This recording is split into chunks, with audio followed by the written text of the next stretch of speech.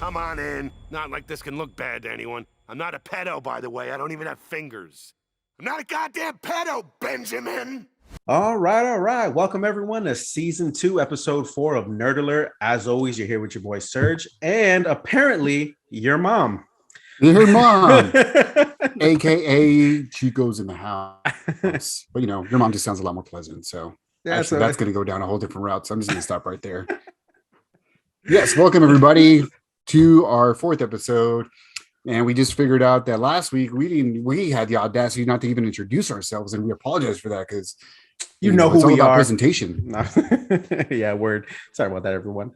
But with our special guests, Gio and freaking John, and shout out to those guys for jumping on the show for a little reunion for the Batman special. But yeah, we forgot to give them props. My bad.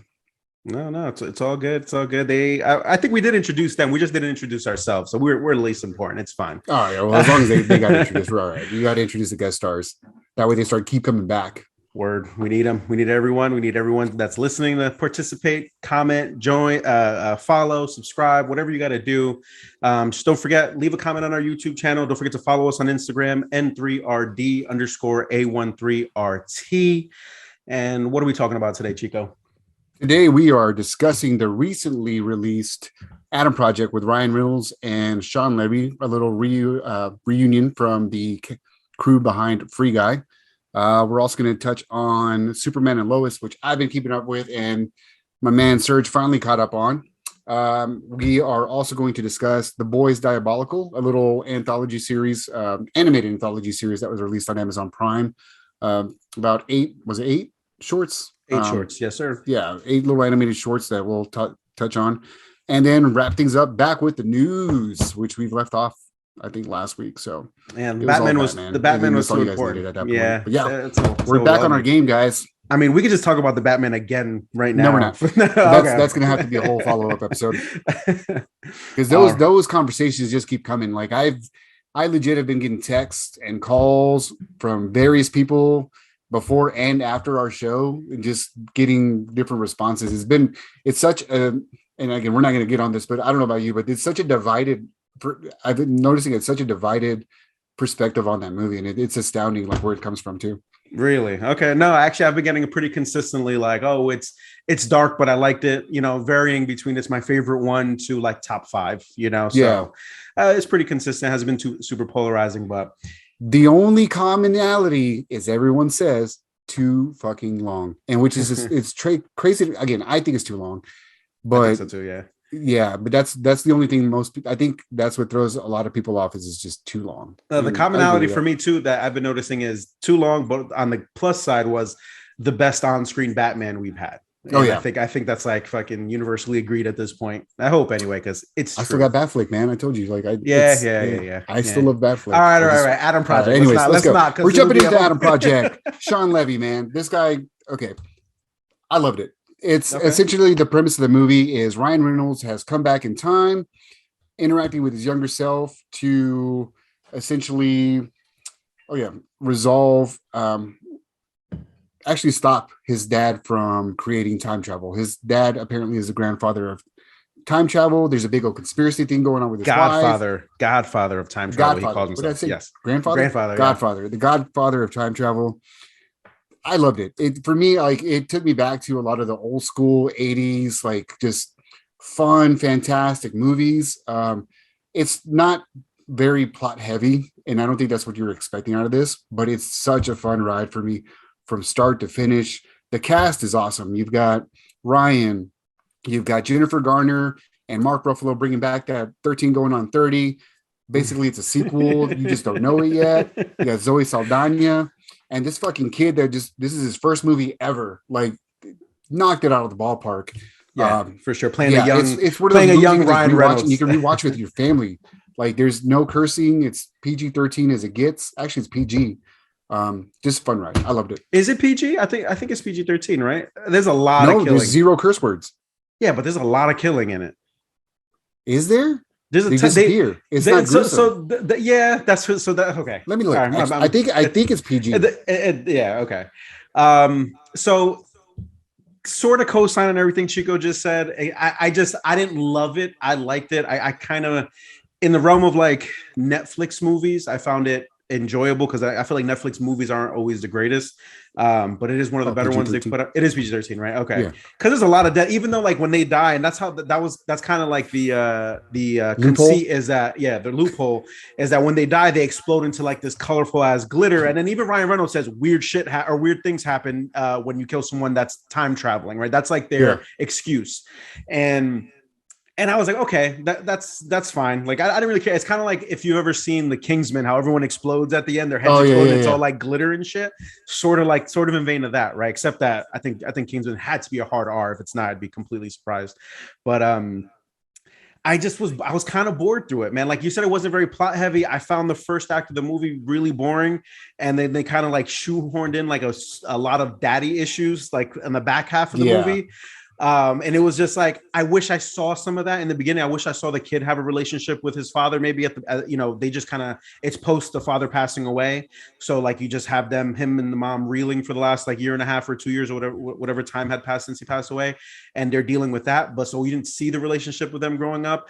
I also didn't like the fact that we don't see the future that Ryan Reynolds is trying to save for a movie that's pushing 2 hours. I think it's like an hour and 48 minutes or somewhere. It's right under right one. I felt like they could have maybe cut some stuff out of that first act where like, maybe where he's like, because the kid buys that he's the future him rather quickly. Like that shit's resolved fast. Right. That's not even like a main plot issue. The kid's like, you're future me. And they like just go with it, which is fine. They don't need to harp on that. Right. We all get what this movie is, but I wish I saw the future we were trying to avoid. We never see that. The movie starts with Ryan Reynolds escaping that future, but he's just in a plane being chased by, I forget her, Kathleen. Oh Keener. the villain. I forgot the villain.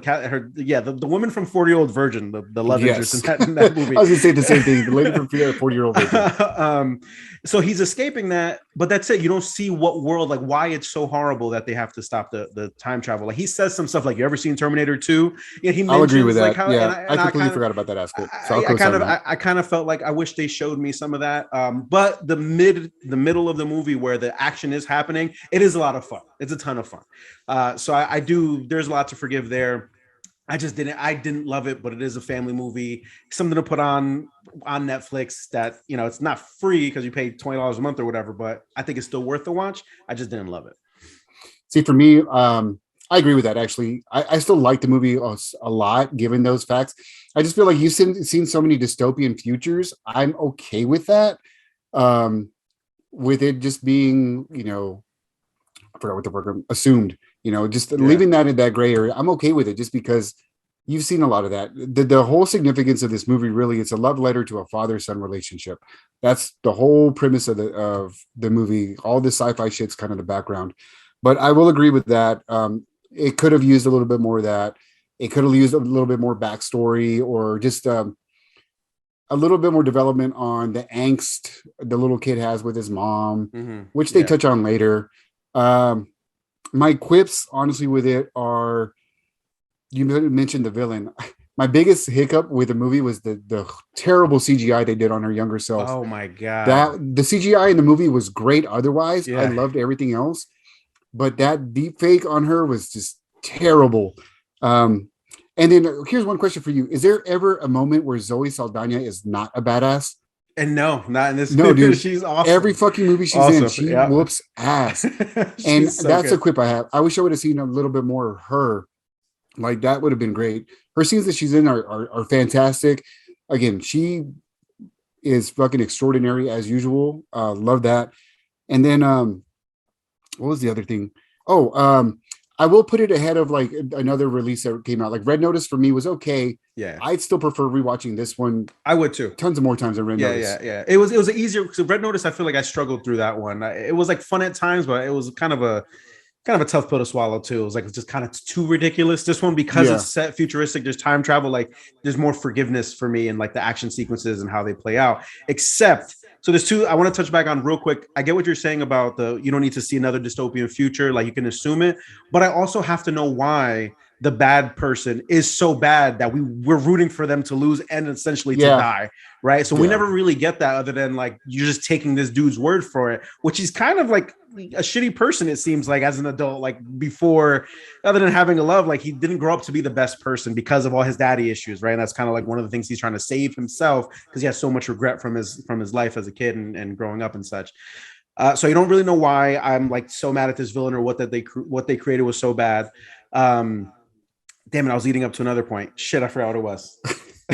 While you're thinking about that, it's funny you say that though. I'm sitting here harping on, you don't need to see it, but I'm like, you do need to see it. Like I'm contradicting myself. You do need to see it. It would make it further understanding. And I'm sorry, and how it's resolved. Okay, so the end, right? So how? Yes, the ending. No, the ending is a tearjerker. That's all fine. I'm not talking about the very end. I'm talking about how they get rid of the villain, Kathleen Keener. I think her name is the actress name.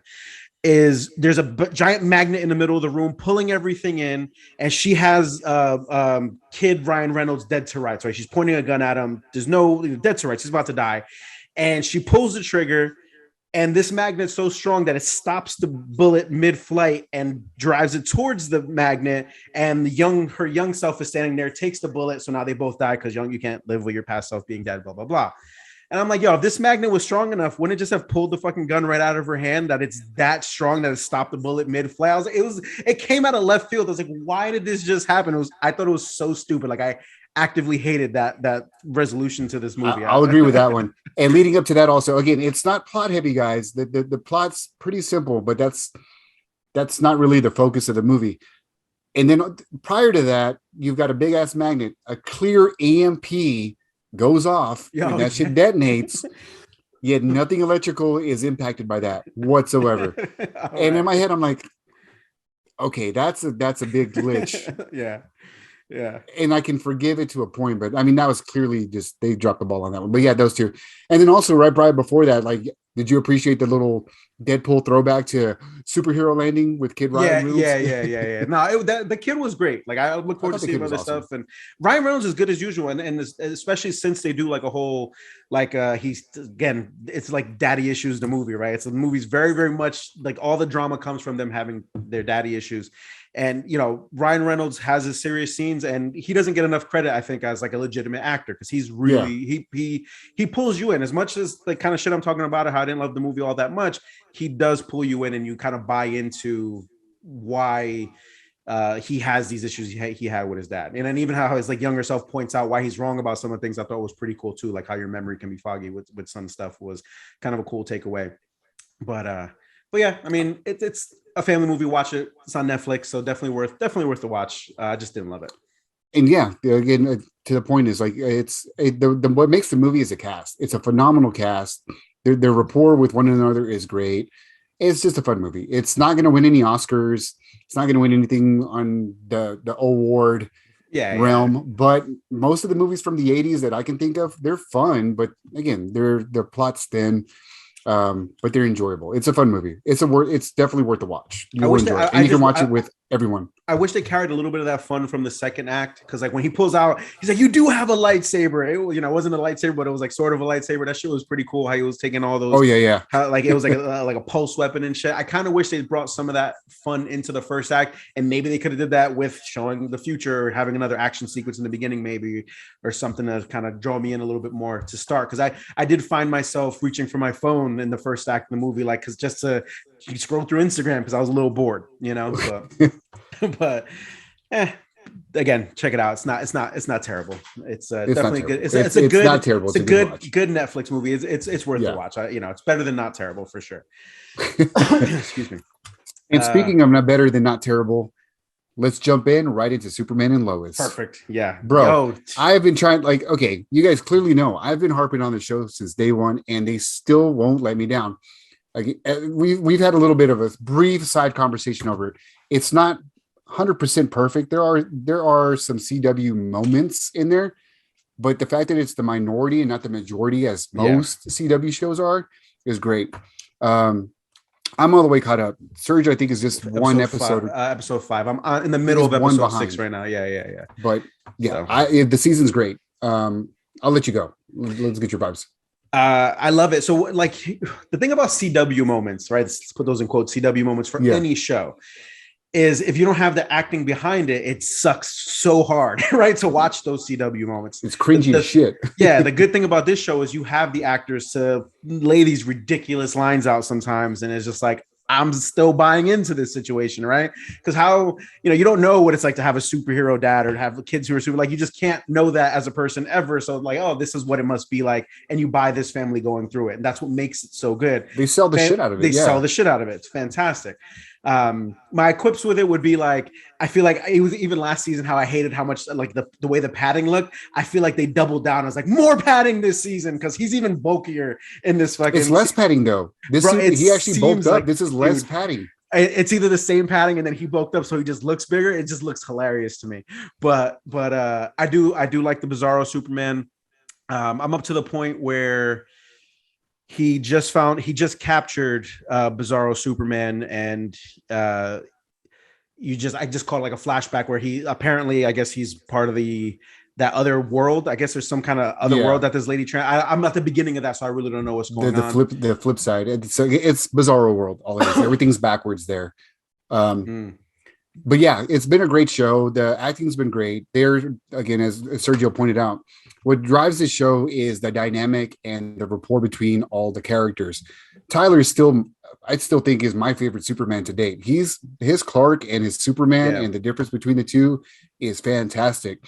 The fact that he can be the charismatic Clark that everybody knows, but also be that hard ass dad when he needs to be, and he's done that a couple times in this season in particular, because the boys are coming to that point that we were all expecting, where they're butting heads over one being having powers and the other one not, and it's starting to cause a little bit of conflict. On the flip side, we've got this developing villain that's emerging, which honestly it looked like it was going to be Doomsday, and I was like, oh, he's coming out kind of cool, but I was really hoping they were going to go the route of Doomsday, just the way he's presented. And when it came out to be Bizarro, I was like, oh shit, that's fucking cool. And the way he's playing him, it's very interesting take on him as well. But yeah, I mean, there's been a couple of moments we were discussing, you've got Lois and Clark's family, and then the other family that's highlighted are Lana Lang's her husband and their two daughters. Yeah. She is Middle Eastern, I think. I forgot what her nationality is. In real life? And then and her character. And I think he's a Hispanic, but it's a blending of two cultures. I forgot what her ethnicity is. I know it's something I think it's European. Oh, but really? I was under the impression that they were playing her as Hispanic in the show. I didn't know that. I think they're playing her as something different.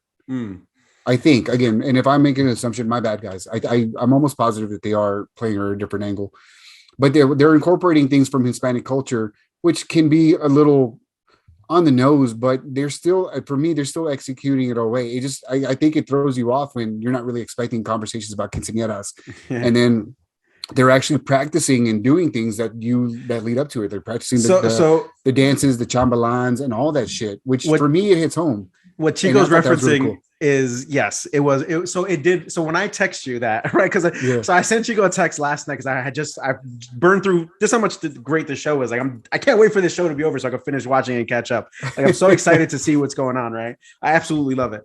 But like I think it's the second or third episode. Out of nowhere, right? Like you got the the Cortez is there. Cortez, there you go. Yeah, that's your name.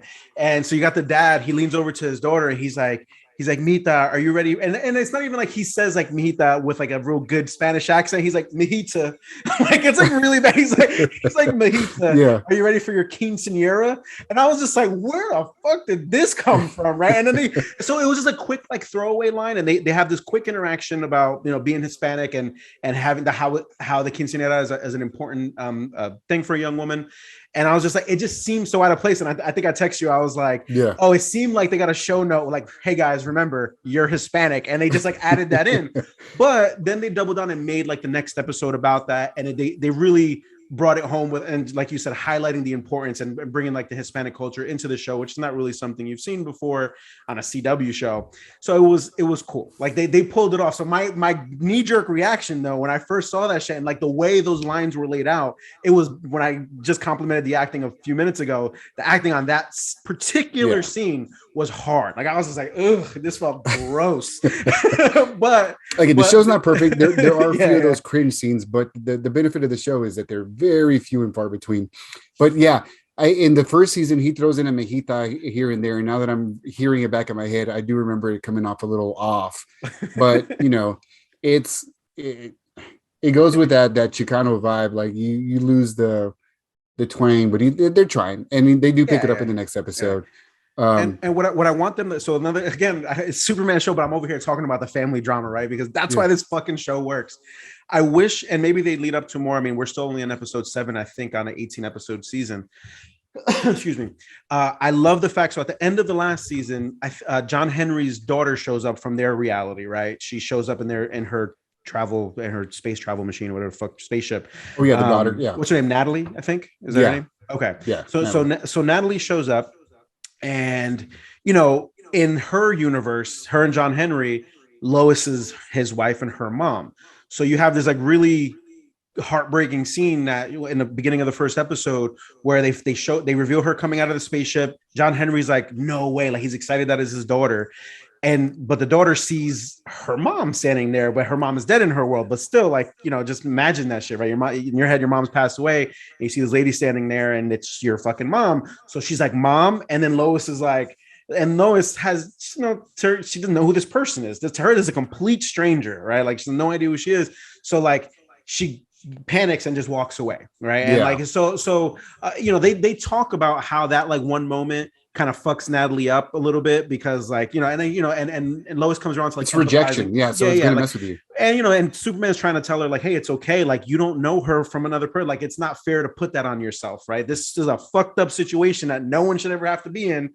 But, unfortunately, it's the Superman. Yeah. It's the world of Superman. It's coming out left field. So, and that was a cool thing, but they touch on that in the first episode a little bit, but then it gets abandoned. I really think that adds like a crazy good, like, family dynamic where now Natalie and John Henry by episode 3 or 4, I forget which one it is, they move into the Clark farm because he's kind of like lost, he doesn't have work, they need to, he's in a different fucking universe. So I think that it should really play on like even John Henry coming like with the feels of like, this is Lois. Like I can't imagine if it's your wife that you loved, and even though she's dead, that you're just, this person's there, it's got to fuck with you, right? It just has to. Like, and same thing for the daughter. So the fact that they're all living together and it doesn't seem to be throwing any wrenches in their whole family dynamic, I feel like it's a little washed over. Like I wish they went a little deeper into that, or maybe it will later. I mean, there's still plenty of time, but that was like a little. Oh, so I guess they do, because you're probably trying not to spoil something for me. Yeah, I'm trying to think if you're there yet. They touch on it again because some shit happens. So I'm gonna leave that one alone. So they do they come back to that. Okay, but they're handling this unusual blended family very well. The brothers, being the brothers that they are, have you see in that end right off the bat, they take her in. They're just a welcoming family, and that's just who the Kents are for sure. What I really have again been looking forward to is just the dynamic with the brothers. It's these two guys, the actors play it so well. Like you have to know that Jonathan is the one that was the all-star. And Jordan was the emo kid. So from Jonathan losing the spotlight, and then Jordan picking up the powers and picking up that, it develops some angst. Doesn't matter who you are and who raises you, it's going to cause some issues. So seeing that finally come to a head, and then the way Jordan's reacting to it now, and I don't know if you've caught up to that part yet, has been really cool. But yeah, I'm enjoying that. And then you got a backstory that's developing with Lois and her sister, and this little, her figurehead in the cult, the figure, Allison, the cult, Allison, and then seeing where that's coming from, because the cult thing was kind of like an offshoot. I was like, this is kind of out of left field too, but they're circling around and it's making more sense with the overall story. Yeah, I'm at the point where I just saw they showed Bizarro Superman in his world fighting some people, and then he goes to see Bizarro, Allison, the cult leader in our universe that we know, and he pulls that like medallion off her chest, and I assume that's how he transported to this world. But I literally, that's when you showed up to start recording, so I paused it. So that's like the last thing I saw. Like he pulls the medallion off her chest, and then I paused it. So I'm not gonna lie, when I first saw it, I thought it was the Phantom Zone. I thought it was some kind of entrance to the Phantom Zone, because from those school movies, it's just a square. But they're playing at some really interesting things here. It's on a break tonight, so tonight was a rerun. It comes back on the air, I think, next week. But yeah, I've loved it. It's developing. I just love that it's holding its own, because in past shows, the last show I really fell in love with was The Flash. Season 1 was great, but even season 1, like towards the end, it just started taking a nosedive. And season 2 and after that, it was just, I got in the habit of watching it because I felt like I needed to watch it. Not really for substance or need. It's hard to keep up that villain of the week thing for 24 and episodes. They're not doing that. They're just sticking to one topic, and it works. And I really 100%. Hope that any future shows pick it up, because this is a fantastic show. It's one of my favorite things on television. I also, so my other little nitpick was when I think they already know it's Bizarro Superman, or maybe Superman's not sure who. I forget what the situation is, but he trusts his brother, who they have captured, to come take him to his. I'm like, what? Like, come on, man. You're Superman, who you've been Superman for quite some time. Your kids are 15, so 15 plus years, and you were Superman before that. So you've definitely been through that shit where you've lost your powers, and the sun helps rejuvenate you, and you come back, but it just takes a long time. There's no way that you don't know your brother's slowly getting his powers back. There's just no way you don't fucking know that. So it was just like stupid to me that he trusts him. His brother's like, oh, I don't have my powers. Oh, this is unnecessary. It's like, what? Like at first, he walks away in the beginning, and then he goes back to him. I was like, what the fuck was that? It's just, I mean, I know they have to move the story along, but they could have done it a different way, man. They didn't just have him go there by himself. Like, why does that should really, I was like, Superman. They do play a lot on like Superman's gullibility. Like, he's known him, like in the comics, he has some of those moments where he's just too gullible. His heart's too big, and he's just open-minded. They played on it. And given that, like, I want to circle back, for this, we've talked a lot about the family moments, but the actual action moments, the CGI moments, they've been really good. I mean, the fight scenes between him and Bizarro, they were actually, given you're playing the same character and using fill-in actors, they actually managed to capture that very well. A very hard-on fight, to be quite honest. Like, it was a very, I fucking losing my words tonight, but it was a very intense fight, I felt, and they were actually able to capture pretty well. There are few fight scenes. They had like 3 fight scenes so far, and then the last one, I felt like finally in the last one, Superman stopped pulling his punches. I feel like he's always pulling his punches, and that last one, he just stands there and keeps just knocking his ass out every time he flies towards him, and then he realizes that he's the opposite, so they go to that like cave with that X kryptonite or whatever the fuck it is in that, and he beats the shit out of him with it. So it was all good. Like I love all that. It's just like little stupid things where, and again, I have to keep reminding myself that there's like, it's not a tight 8 to 10 episodes like a Netflix show or whatever. This is going to be 18 to 20 episodes. So like they have to leave room. But it kind of annoys me that they're in Smallville, but somehow there's like this manufacturer of this inhaler that's giving kids superpowers and people superpowers. It takes you back to Smallville days, bro. No one's investigating this. No one knows this is happening. Like, because it doesn't seem like, oh, I happen to come across these. Like, no, this is an established fucking drug ring that people are selling this shit. So much so that now it got up to Jonathan Kent. So to kind of bitch about, oh, why isn't anyone looking into it? I do like how he starts taking it, and that's where like the clash comes between him and his brother, where you kind of see where, like in the last season, he was so accepting of his brother having the power, sure, a little bit jealous, but never to the fact where he like confronted him in any kind of violent way. In this one, now that he has those powers, or like a semblance of it, and how he goes to fight, he's like, he wants to spar with him in the fucking barn, and Jonathan fucks Jordan up in that barn. He like pretty much knocks his ass out.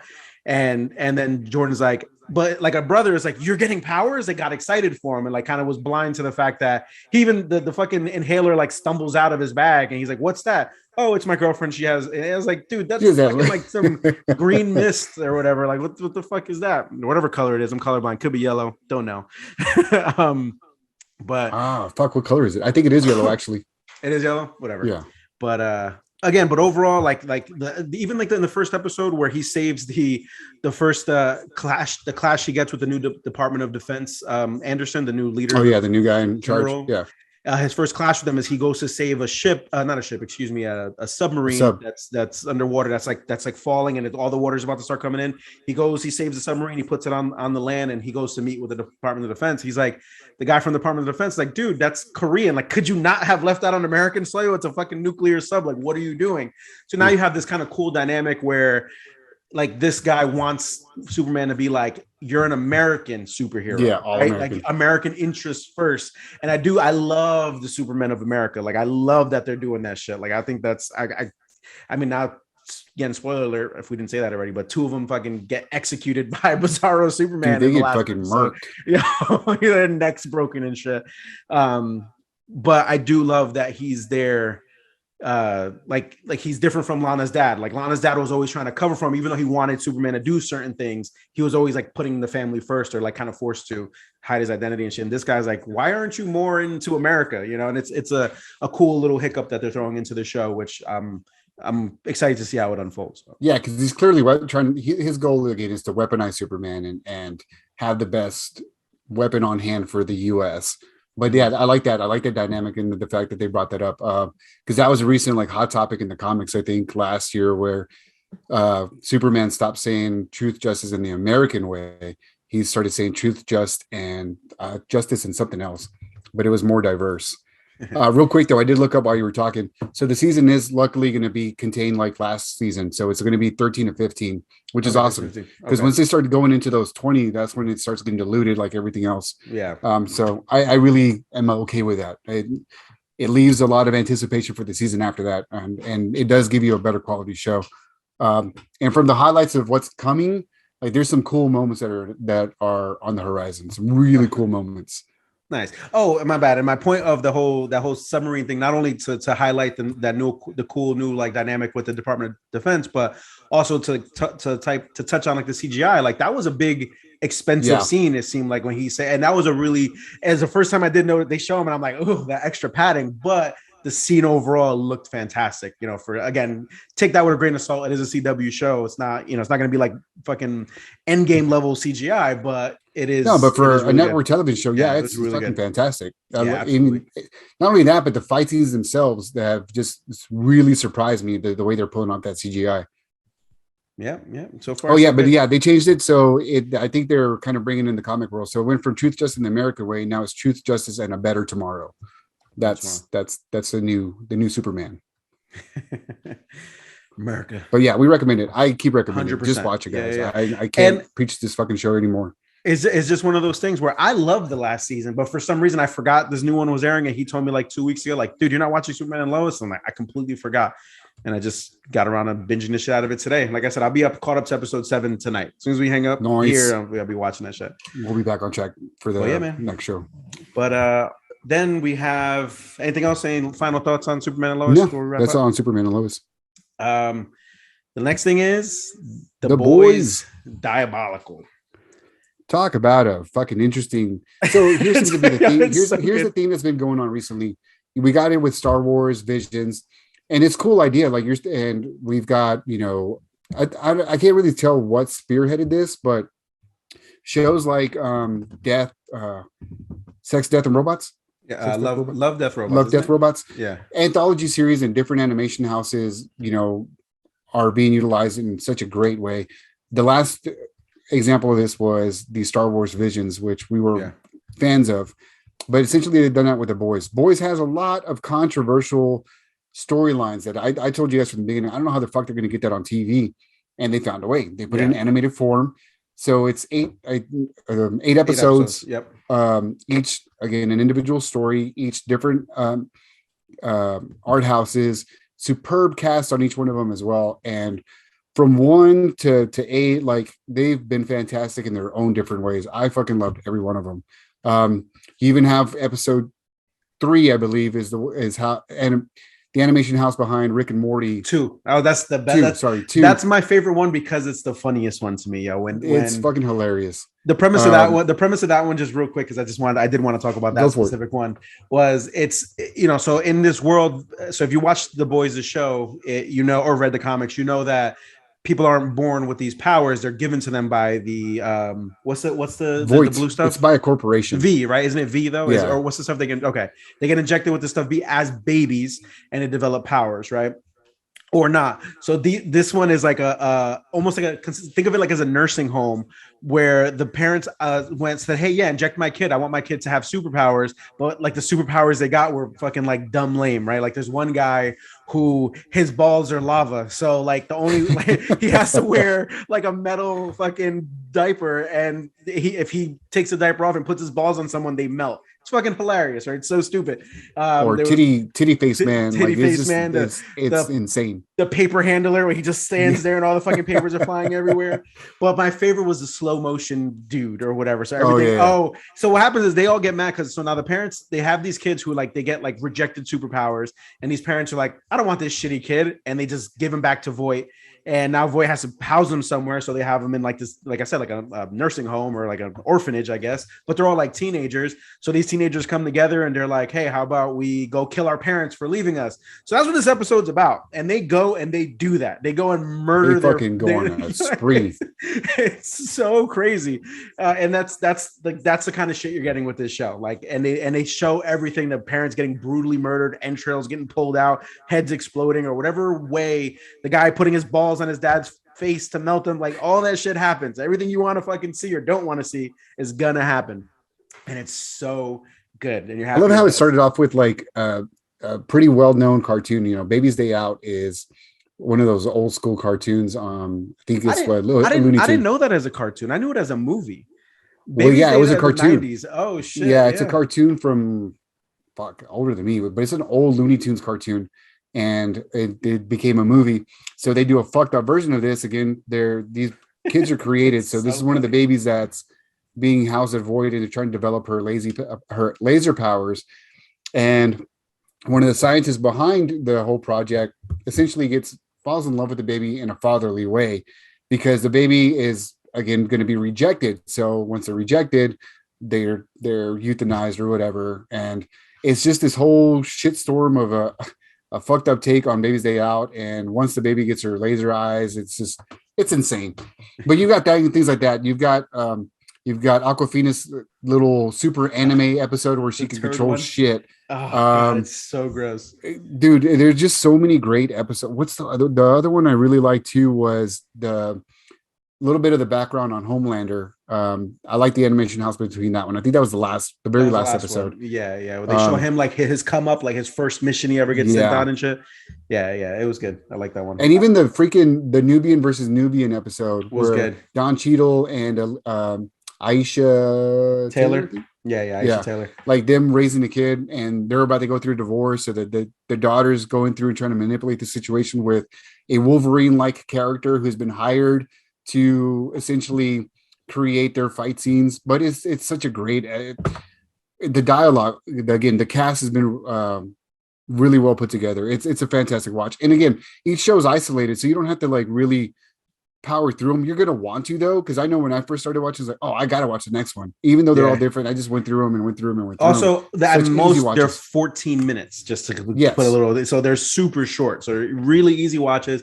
And again, like I went into a little deeper detail. Like all of them are extremely, extremely violent, right? None of them are not violent. So just remember that if you're thinking about watching it with your kid. Think about The Boys and how violent and how crazy subject matter. What about Invincible? Because it's again, this is the same place that brought you Invincible. Yep. So highly recommend it. Man, there's not one episode on here that I was like, oh, like I didn't care for. Like I thought they were all at least good. Even the one with the elderly couple and she had cancer. Cool. Yeah, that was a really cool episode as well. And that one's again a different take. It's more on the heartfelt stuff, but each one of them is just great in its own ways. Yeah. He wants to save his wife who's about to pass away. And she, they're all elderly. They're in their 60s or 70s. And she's got like terminal cancer. So he gives her the V, but somehow the V gets kind of isolated to this tumor that's killing her and becomes like this entity. And then she also gets powers too. And it's just like, but she's mad at her husband. Like, why'd you do this to me? I was ready to die kind of thing. And so it has like a very sweet Akira. story. For me, it was very Akira-ish. Oh yeah. I've never seen that. Yeah. What? Oh, No, bro, I you gotta know, go back I and know, watch that shit. I know. That's This is such one a of those great things. anime and movie, just in It's a general. huge fucking gap in my viewing history. I've never seen Akira, I go back and rewatch that movie at least 3 or 4 times a year. Like and I it's just love the animation really behind it. 3 or 4 times a year. Jesus, I think it's still on Hulu. Yeah, I gotta watch this Yes. And shit. if not, I know it's on Tubi. If you got the Tubi app, that's on there too. Yeah. It's free. But yeah, I highly recommend watching it. And that's kind of a great leeway to the news. Actually, So we're doing really good on time. Just real quick before we go to news, Spider-Man second watch. Want to take a quick 5 minutes on that or no? I think the news is really quick, and then I feel like we Okay. should end with news with Okay, Spider-Man. okay, cool. All right, so the news. Sorry, go ahead. And now the news. Boop, boop, boop, boop. So released this week, speaking of The Boys, was a trailer for a teaser trailer for season 3 of The Boys, which season 1 and 2 have been great. Season 3 is going to show some developing with Butcher now having injected himself with V and his powers developing. We're also going to have Jensen. He injected himself with V. I don't remember that at all. Didn't he? He ends up with the powers. He gets Really towards the very end. Yes, dude. now you got me doubting myself. I don't remember that at all. I know Fuck now he has a kid to raise. I thought that was gonna be because like the I wife could have dies. sworn he had injected himself. Viewer Shit. discretion advised. I could be wrong. Well, Anyways, from the teaser, he now has powers. Oh, So okay. his eyes are glowing, so he has powers. I swear he took something at the very end of the last season. Maybe I guess I have to rewatch it. Maybe I missed it. Yeah. I don't know. But yes, it's a teaser, so they 3rd. they don't really touch on a lot of things. They just really quick glimpses. But yeah, that's a cool highlight. Jensen Ankles is coming from Supernatural. He's playing a character named Soldier Boy, was essentially their equivalent of Captain America. In the comics, that version was severely fucked up. I don't know to what extent they're really going to take him, because so far he has a more serious look than the comics version. And from the trailer, like he looks pretty cool. And I just love Jensen Ankles. I think he was great on fucking Supernatural. He was your pick for from Titans. What the fuck is it? Jason Todd. Oh my god, I can't remember Jason Todd. Red Hood. Red Hood. Thank you. I couldn't remember the fucking Red Hood for some reason. He did the voice acting for Red Hood and Under the Red Hood. Yeah. But I just thought, for given his acting chops and the character, like the character itself, and what he was actually able to voice, I thought he would have been perfect for Titans, or even just the live version of Red Hood. Period. Let's just say Titans aside, give the guy a chance with a serious movie and give him a Red Hood show. I think he'd be phenomenal. But yeah, it looks cool. It's coming out pretty soon. Actually, June 3rd. Airs June 3rd. June 3rd. Yep.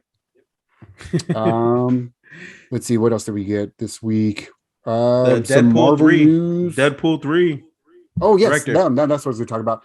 So yes, announced this week was that the Sean Levy and Ryan Reynolds are going to piggyback off of their first 2 hits, Free Guy and Atom Project, which we already discussed, and they are the team behind Deadpool 3, which is good to hear that it's making a lot of traction, which is starting to make me think the rumors for his appearance, quote unquote, not happening in Doctor Strange 2 actually might be valid.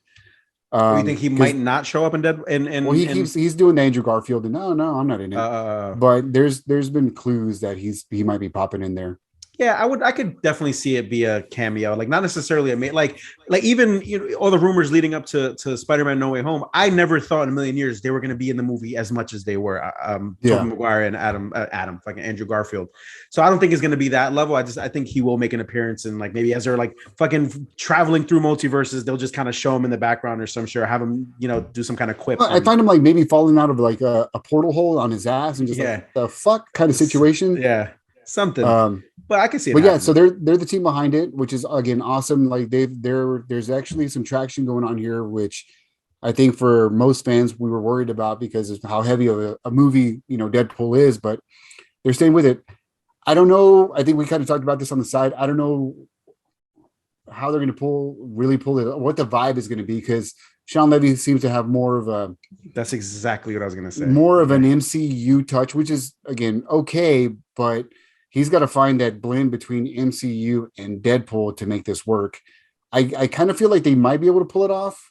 I'm hopeful. Like his other movies have been great also, and I just feel like Ryan Reynolds is so so passionate about this character and property altogether that it'd be very hard for them to fail. Like I don't know. I don't. So here's what worries me about the next Deadpool, and I love the first Deadpool, the first two. Yeah. I love the first two Deadpool movies.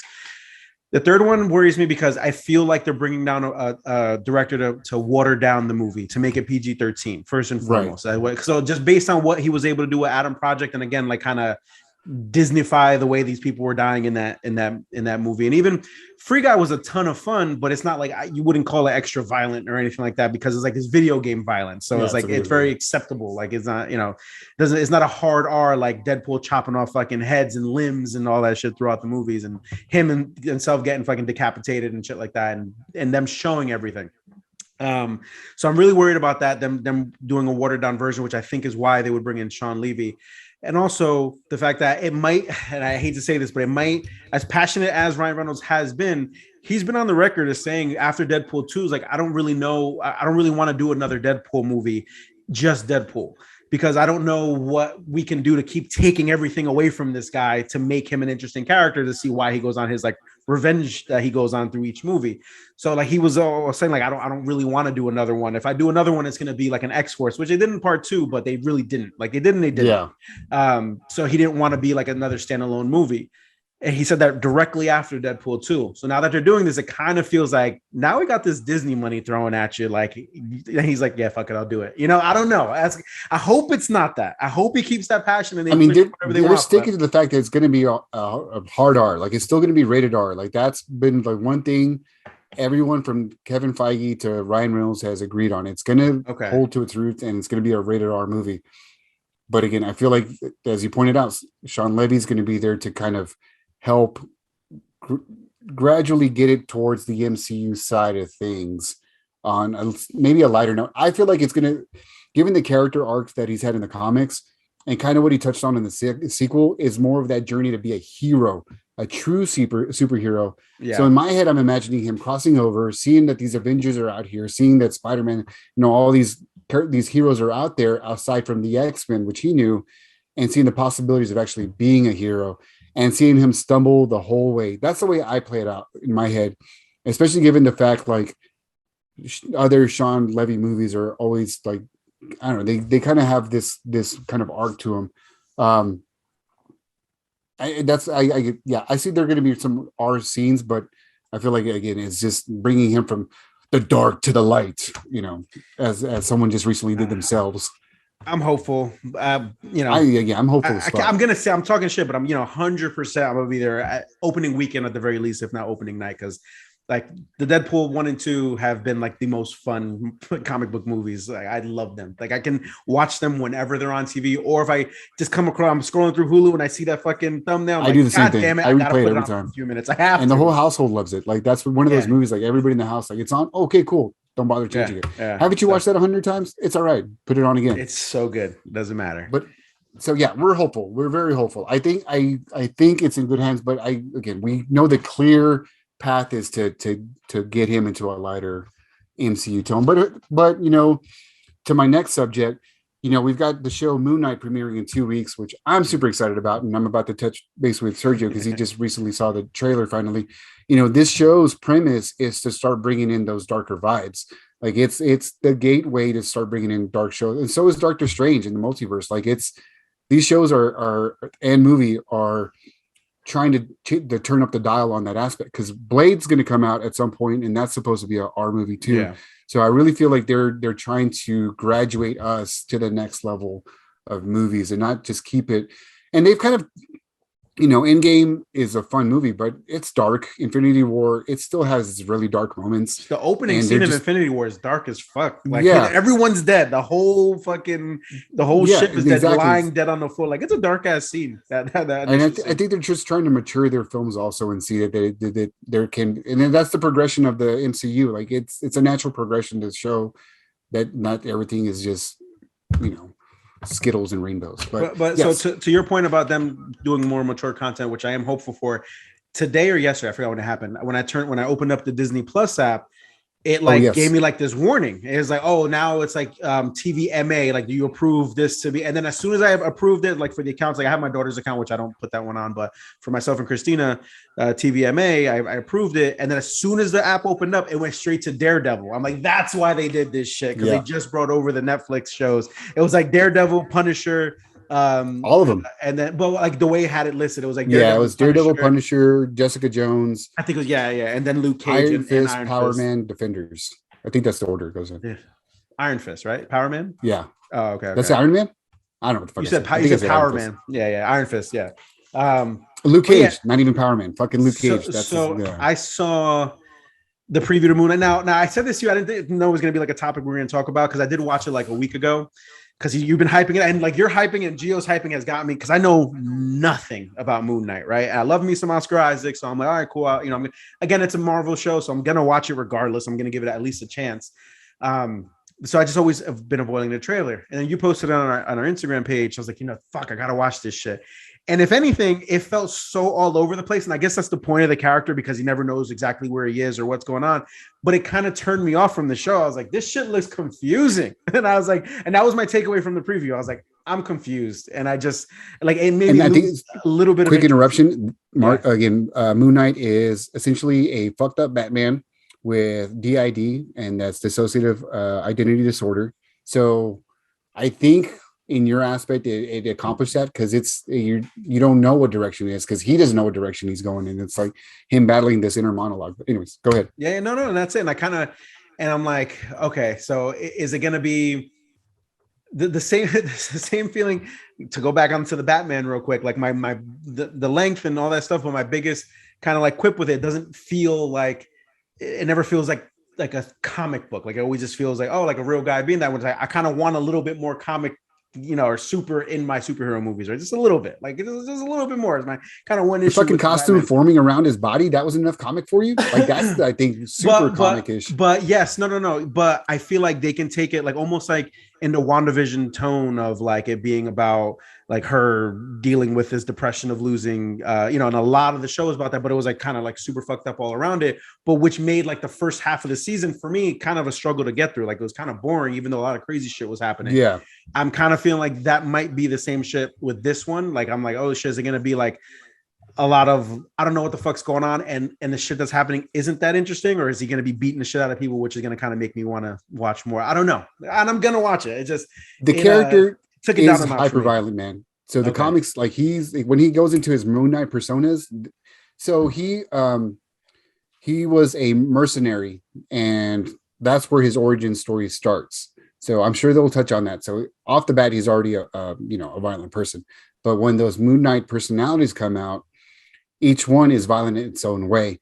So given the trailer, like I'm hyped up it because this was one of my favorite characters growing up. And Oscar Isaac is amazing. I think he's a superb actor.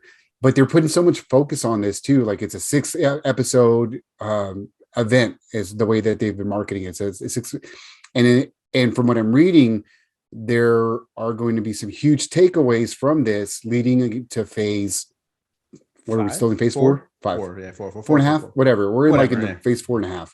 But it's leading up to the next set of movies.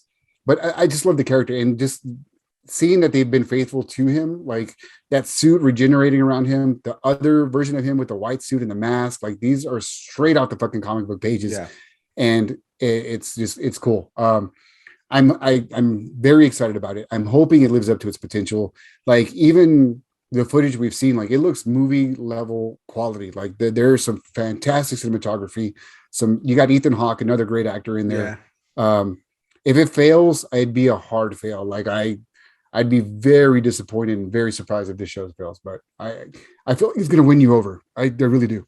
I'm gonna, me, dude. Of course. Yeah, we're gonna watch it. We're gonna talk about that shit every week. It's 2 weeks, man. And now at a point, it's a week away. Oh yeah, March 30th, right? Yeah. Oh yeah, it's 2 weeks. Sorry, it's still 2 weeks. Yeah. So yeah, I'll be tuning in for sure every fucking night for that one. I know. I was like, oh, why has it got to be a weekly drop? But got to keep you paying that $8.99 or whatever Disney Plus is. I really like the anticipation with some of our Marvel shows. Yeah.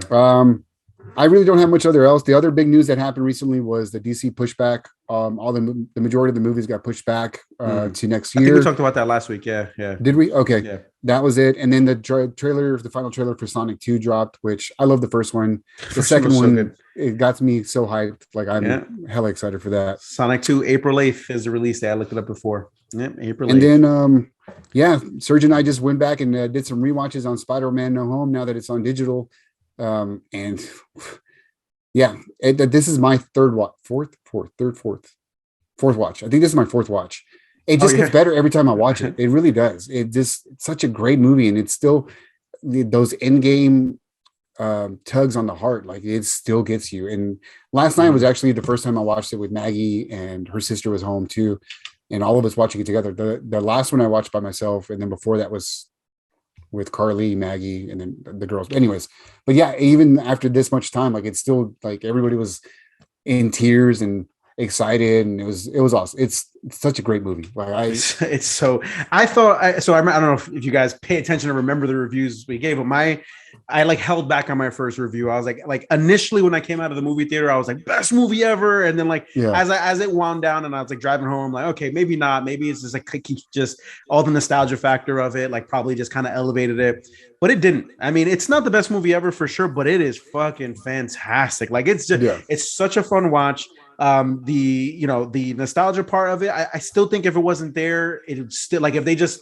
pulled another Spider-Man and it wasn't the Spider-Man you knew, it would still be fun to watch. Kind of like Into the Spider-Verse did, right? They just pulled a bunch of Spider-Man in and shit. So this one, it just works so well. I still have my same issue where I kind of feel like the whole bridge scene, like the action sequence with Doc Ock and it getting resolved with like Bluetooth was kind of stupid. And like that action sequence overall, I wasn't crazy about, but the rest of the movie, like from then on, is just fantastic. You're dying laughing, you're crying at some parts, and I don't know if it's because I just came out of Batman, a couple days before, and then rewatched this one when it finally came on digital. That like I was like heartfelt, genuine laughter at certain parts where like I was just like, this shit's funny. Like it's they pulled a magic trick, I think, with this movie somehow. Like it still has so much heart behind it. Yeah, and it's so good. And the small quips for me are just that there were the easy way out. Like with Doc Ock, it was a quick, easy way out. With all the other Sinister Five, easy way out with the Lizard, easy way out with Electro. Like they're fun, but I feel like there could have been better fight scenes. But on the flip side, we got a really fucking drawn out two actually good fight scenes between Spider-Man, MCU, and the Green Goblin. Like their drag out fights were fucking brutal. Yeah, but yeah, it was awesome, and I want to watch it again already. But I'm like, all right, calm down, cool. I'm just wait it out a little bit. But the kiddo's coming this weekend, so I'm sure we're gonna watch it over the weekend already. It just holds its own. It's a fun watch. It's like not perfect, not the best Spider-Man. Into the Spider-Verse is just, even animated form, it's just such a hard film to beat, but for live action, I still hold it as my number one live action Spider-Man movie. The No Way Home? Yeah. I have to revisit the Spider-Man 2, the Tobey Maguire one. I have to revisit that one. Because like that one for me is the number one. It's like, for me, it's like my favorite superhero movie of all time. Like it's like right there.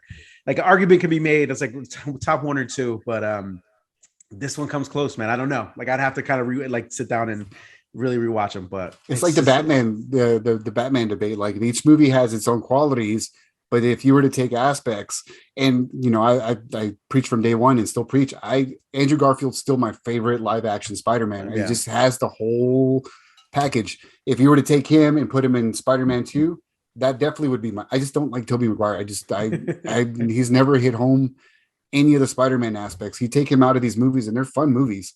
It's my same debate with Christian Bale and the Batman Begins and The Dark Knight.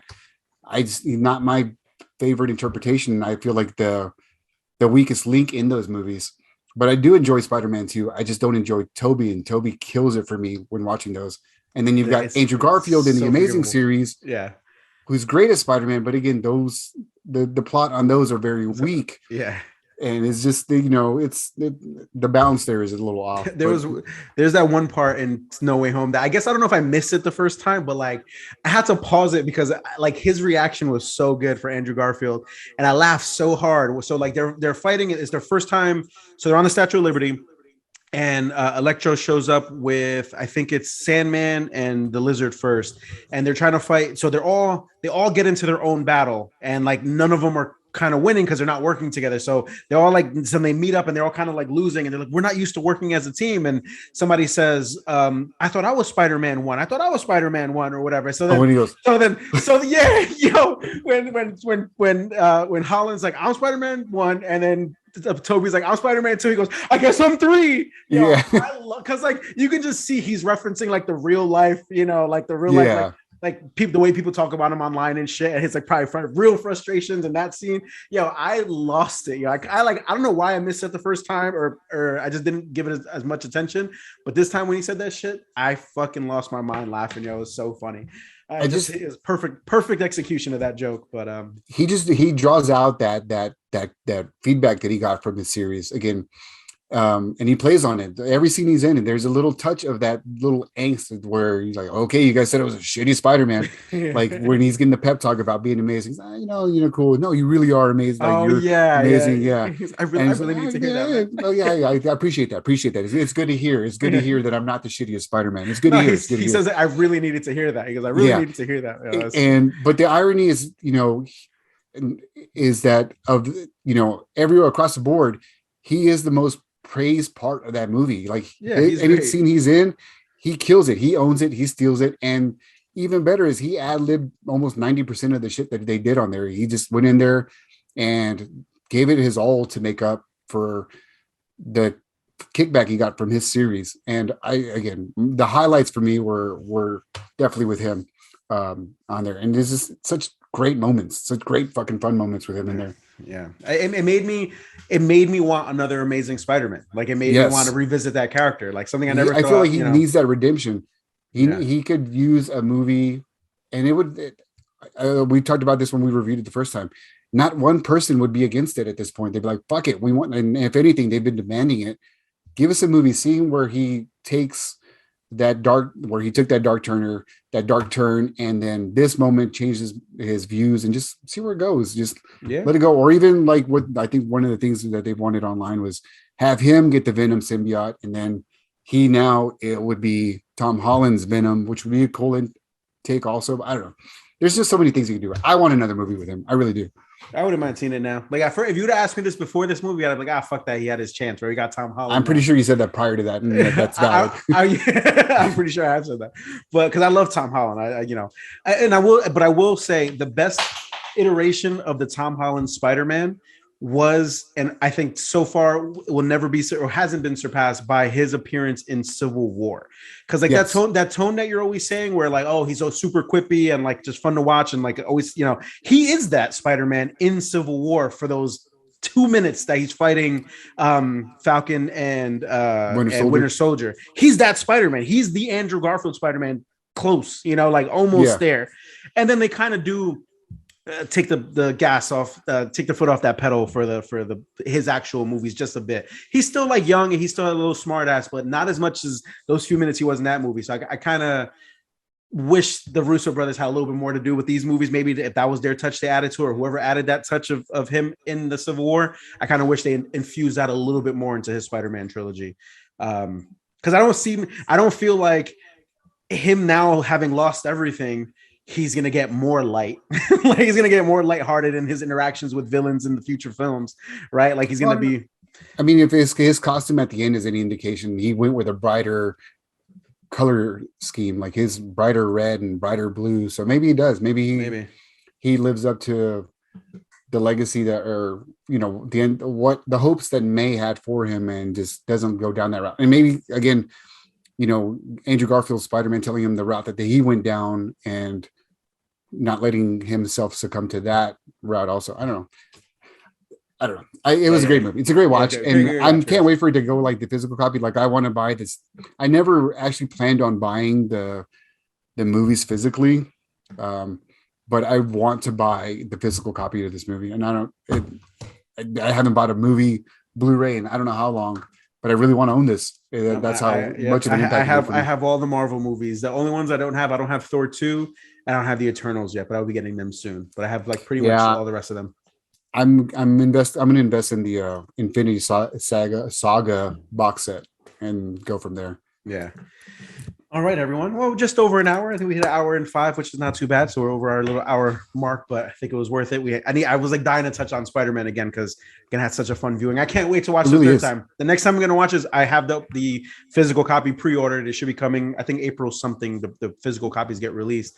So when those come in, Christina wants to do a movie night. So we'll have I'll set up our movie room and do a good viewing of it. Popcorn, lights off, all that good shit. So yeah, can't wait. Excited for that. Same. But yeah, everyone. All right. Anything else before we wrapping up here? Nope. We appreciate everybody for tuning in. Again, you know where to catch us. Catch us on the YouTube, Spotify. Spotify now has a video mode, so you can watch us on there as well. And faces. See these beautiful fucking faces, man. Yeah, we appreciate it. Just give us feedback, likes, comments on either one of the channels. Share, please. Share. We need to get word out there. It's the only way we're going to strive. Come on, there's inflation. We got bills to pay. Let's make it happen. The inflation's real. We want to have are ridiculous. On one day, if you guys can help us out, get out there. Someone knows somebody. 7 Degrees of Kevin Bacon. Kevin Bacon's on here who can then lead us to Tom Holland, who can lead us to there's some possibilities. But we appreciate the guys and everybody that does tune in for us. Love you all. Like, comment, rate, review. See you next week. Peace.